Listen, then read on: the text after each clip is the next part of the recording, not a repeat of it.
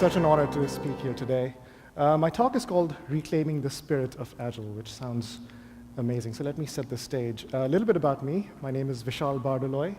I live in Dallas, Texas with my beautiful family. I'm a lead developer at Thoughtworks. And if you'd like to continue the conversation that I'm starting here today, this is where you can reach me. Speaking of Thoughtworks, we are here today. Hopefully some of you have stopped by our booth. Thoughtworks is an amazing place to work, an amazing culture. I feel really lucky to be a part of what we're trying to do here. We consistently get recognized as being a great place to work, especially for women technologists. And we try as much as possible to improve that every single time. Speaking of being grateful, I'd also like to say a quick thank you to all the people who have given me feedback, input, time, to help me get here. I'm standing on the shoulders of giants, and a quick gratitude to all these people. I'd like to start with a quick test, if you will, which we all love, right? Imagine I gave you two pieces of code that do the same thing, and I asked you a simple question: which code is cleaner? Can you tell me? How long would it take you to tell me? Seconds, minutes, maybe? Fair? Same exercise, let's do it slightly differently. On the left is a team that's doing a regular stand-up. On the right is a team that's doing a plank stand-up. Who's more effective? On the left is a lone developer here, really seriously working hard on some problem. On the right is a pair programming team. Who's more productive? Can you tell? What would it take for you to know that? And why is it so much harder than the first exercise we did?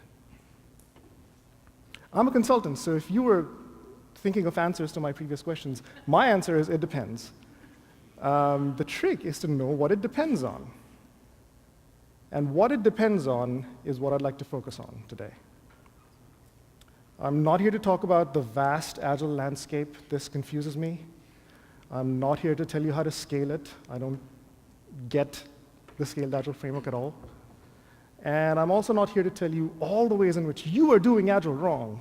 You've heard that talk. You've read those articles. And I'm not ready to give up on Agile yet.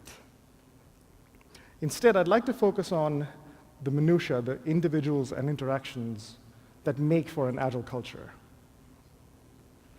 Now, Anwan said, know your history, right? I'd like to take you back quickly. When we were developers, when we started, we put so much effort, so much time and energy into being better, into developing our sense of patterns, into developing our code smells, right? Books, blogging, open source projects, user groups, katas, on and on and on. And when we got really good at it, we became lead developers, and all of a sudden, we lost it. Why? Why not apply the same rigor, the same energy to learn the things that it takes to be good leaders? When developers do this, it's copying and pasting from Stack Overflow. When leaders do this, it's cargo culting, doing something without understanding why, the underlying principles or the potential impacts of doing different things. You've heard this before. Agile is a culture, not a process. And leaders, people in this room, have an outsized impact on their team cultures. So I'd like to explore that today. And at the end, I will leave you with 3 or 4 things that we can start to do better to improve this influence. Let's talk about self-organizing teams, right? One of the bedrock ideas of how to be more agile. Is it enough to just chop the head off of this hierarchy? Suddenly we don't have a leader? What is the role of a leader on a self-organizing team? I would say it's to provide all the things that a self-organizing team needs to be effective. On the one hand, they need the right goals and priorities. They need the right context so that they can make the best decision. When they start to go off, they need mentoring if they need help or if they get stuck. Quick course correction. On the flip side, inside the team, they need trust, respect, right? Safe space, and healthy communication. This is where we come in. Be the information radiator. Like when we talk about information radiators, we talk about, is the build green or red? Where's the Kanban board? Is it visible to everybody? The leader is the best information radiator the team can have to give them the right goals, the context, the mentoring they need to be more effective and to solve problems better and faster. The inverse drive principle. As a leader, you do need to repeat yourself over and over. Interesting lesson to learn. At the same time, while you're giving them all this information, you're also observing for communication anti-patterns, right? Silence and violence. Are the same people getting to speak over and over? And is the loudest voice winning? Are there open communication loops? Is there safety in the team? And it's the leader's job to get this right. Let's talk about another idea, short feedback loops. When we talk about short feedback loops, usually it's about waterfall versus agile, right? Taking that big outcome at the end and bringing it forward to where you can get smaller but incremental results over time. Is that it? What if we started looking for the same pattern everywhere? This is a pull request process.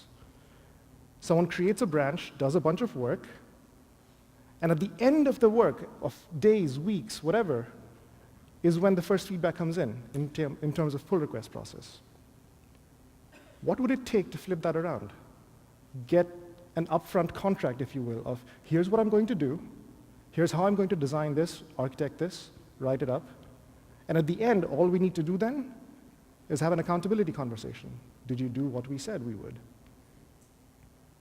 And once you start looking at recognizing feedback loops in your teams, you start trending towards these processes, these habits that the Agile community has been pushing.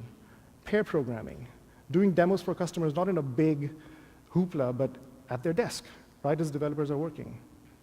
BAs and QAs pairing with developers, doing trunk-based development. These are all ways to shorten the feedback loop, but there are many, many others.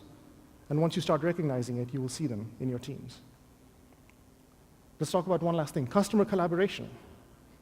This one I think is probably the toughest one for someone like me, because collaboration is about equal partnership and not taking orders. Very often in companies that I see, marketing or sales has the upper hand. What they say goes. And when that balance is skewed, the team suffers from having too much scope, unreasonable deadlines, features always being prioritized over tech debt. No questions of why, just do the work, here it is. Partnership is when we build the right product together, asking why, embracing change together. It's not always on the team to embrace change. Customers need to embrace change as well. Managing scope, having a sustainable development pace. All these things are partnership. And that's where the courage of the leader comes in. As an introvert, I hate confrontation. If I can avoid a difficult conversation, I will. And it took me a long time to realize how that is impacting my teams, because to make this happen, I need to be the person who takes a stand for the team, who asks 5 whys, who pushes back against unreasonable priorities, navigating conflict, having open but healthy debate while we're having different things, right? Customers and teams have always been in a tension, and it's on us to navigate that tension. And speaking of courage, even the right change can feel wrong at first because it's a change, it's difficult. It's human nature to not enjoy change at all. And it's the job of the leader to hold that vision, to take the team through to the other side where the benefits of a good idea start to emerge. So what should you do to start doing these things, right? I have a 3-pronged approach. Number 1, practice. The same dedication and effort that you showed to improving your developer craft, now put towards your communication skills, your leadership skills. If Code Complete, refactoring, all these books are part of your library, add crucial conversations, add radical candor, understand the dysfunctions of a team. Second, make time for individuals and interactions. Do not be the smartest person in the room. If you're out there solving all the problems, there will be no time for one-on-ones, for mentoring and coaching, identifying and sensing all those dysfunctions in the team culture. And lastly, since we do have to talk about scaling, as you teach, as you share these principles with others in your company, in your teams, your influence will grow. Leaders making leaders. Did Anwan say that? That's amazing. And that's how I think we scale Agile the right way. Thank you very much for listening, and I'd love to continue the conversation.